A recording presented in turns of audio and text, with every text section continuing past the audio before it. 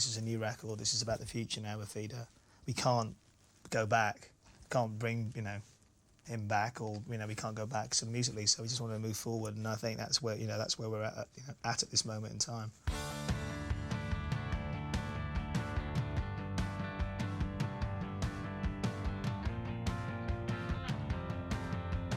Come Back Around was a really good choice because I think it's very, you know, I mean, lyrically it is reasonably dark, but I think it's still got a very uplifting feel, and it's still a very Feeder sounding track. And I wanted to come back with a bit of a bang. I didn't want to sort of come back with something that was very slow and very kind of morbid, and, you know, I think it was important for us to come back and say, you know, we're back and it's rocking.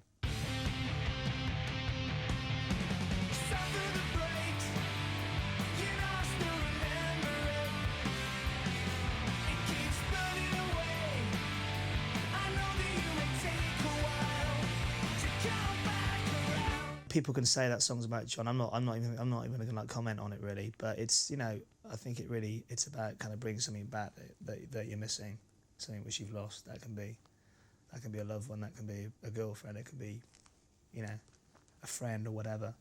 I think it has a number of different sort of kind of meanings, but obviously there was one particular meaning on my mind. But, you know, as I said, I mean, musically, you know, we started that before Jon died, so it felt very appropriate for that to end up on the album. Come back around, I miss you around.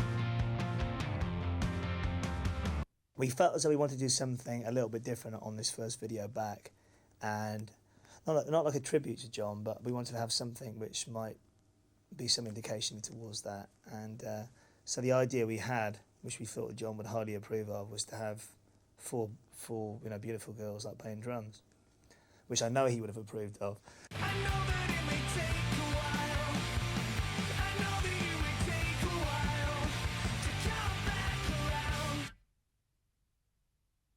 I didn't really feel like we're a different band, because it's really the same band, but, you know, minus Jon really. I mean, Jon was a big part of the band, not only on a musical point of view, because he, you know, he was a great drummer, but he was also a friend. Time on your mind, a conscience taking, images passing by like picture slides. I had break, just end of January. I went back to Japan, and I knew Grant was going to make some demos. And when I came back from Japan, yeah, he always done more than 10 songs, and which is got really great. I don't even remember even being at the studio in some way, because I was there every day, but it almost became my little kind of escape pod in some way. And then when Taka came back from Tokyo, he just seemed to be really into the songs, and we just kind of went from there really. Meeting my old friends in Japan, and you know, my family, my parents, kind of just they gave me kind of more positive energy or a feeling, and so I did talk to Grant on the phone when he was in the studio, and yeah, I thought, yeah, now it's time to go back to get on with it. You know, when it first happened and stuff, it was sort of, I mean, I said to Taka, I said, well, look, it might seem a bit early and a bit, I felt almost kind of selfish sort of saying it at the time when something so horrible had happened, but I said, look, I really want to carry on doing this. I'm going to carry on. If you don't want to, I understand, but I need to. Not only for myself, just because we've worked so hard. And there's so many other people involved in the whole Feeder setup. It's not just about us, it's about, you know, record companies, family, friends, who've all sort of, you know, stuck by us, all the fans who have been absolutely amazing. And to sort of give it up now just would seem a little bit of a waste, really. So we decided to sort of carry on.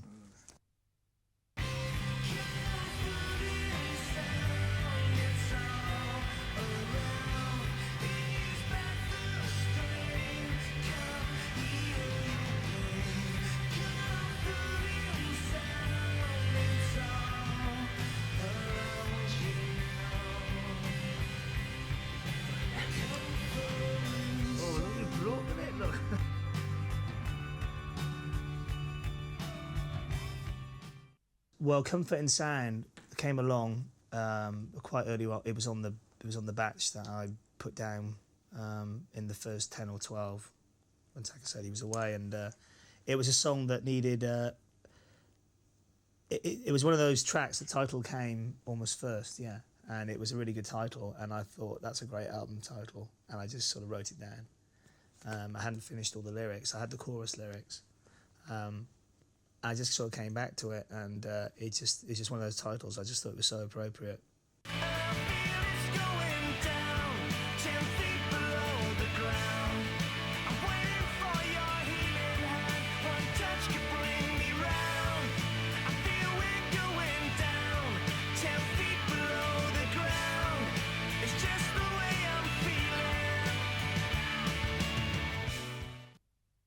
I think it was a very good way of starting off the album, because this is basically just the way, you know, like the lyric says, it's just the way I'm feeling. You know, it's up to, I'm not trying to pull the rest of the world down with me, but it was, it just felt like a really good intro for the album. It's also got a pretty classic sort of guitar bit at the start. It just felt right. You know, the amount of times I've heard people say, "Oh God, if you only come up with another song that was a bit like High." And for me, when that song came about, I wasn't trying to do that, but when I heard it, I thought, yeah, it's got a bit of a classic sort of feeder, you know, element in the way High did. Quite an uplifting chorus, and you know, quite a bit loud bit, which is something which it's a bit of a trademark. And it did worry me a little bit on some of the songs that maybe I was opening up my heart too much, you know. But I felt as though I needed to on this record. I think I needed to. I think all of us did. I think, you know. And hopefully a lot of the emotions that I put down in the lyrics, I'm sure Taka was feeling, you know, like the same way or had similar feelings. I'm not hiding behind anything on this record. You know, whether people like the songs or like the lyrics, I don't even care. It'd be nice if they did, you know. But they are very honest and they all mean something. And I think, you know, for me, when you have to go on stage, well, not for me, you know, for the whole band, I think if the songs mean something, it does make a difference, you know. When I walked on stage at Reading, it was a very hard gig to play. I mean, the audience, you know, from the first chord were just amazing, you know, singing every word. But it just felt difficult, you know. It was just quite an emotional day.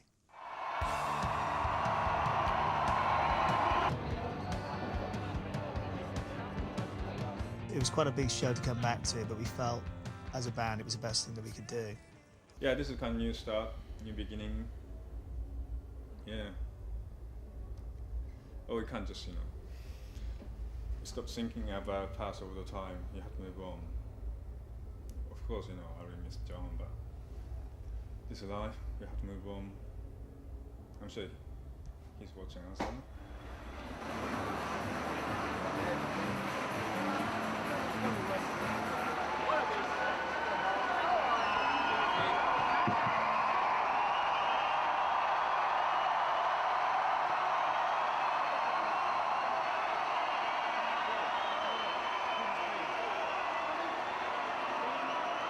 You know, when I walked out and I saw the amount of people, not only in the tent but outside the tent who couldn't get in, it was just, you know, you could just see, it just went all, it just was like a sea of people, and it was great.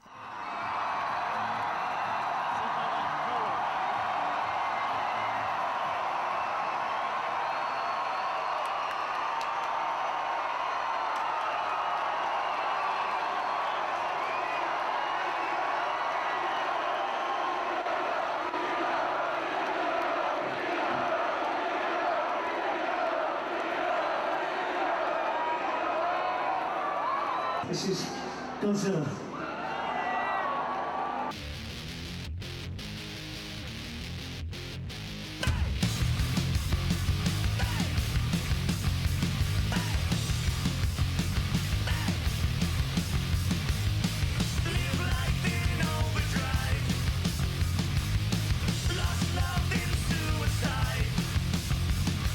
There was a few moments where I sort of turned around and it just felt a bit strange not seeing Jon there behind me putting faces at me, you know. And, you know, you just sort of missed him a lot. But I mean, Mark was there and he did a great job. So, I mean, I knew that we could sound good and I knew that we could still do it musically. It was just sort of, you know, you just missed, you know, just missed him a little bit, you know.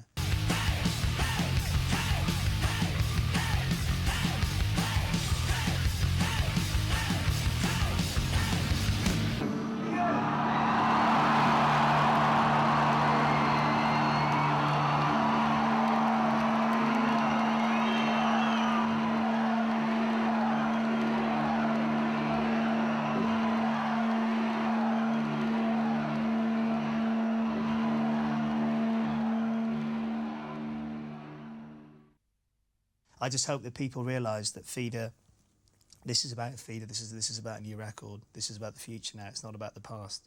Obviously the past is always going to be there, like our previous albums, you know, which we're all proud of, and that's where Jon's going to live on, you know, on those records. But this is about a new chapter now in the book, which it has to be, because otherwise we can't move forward.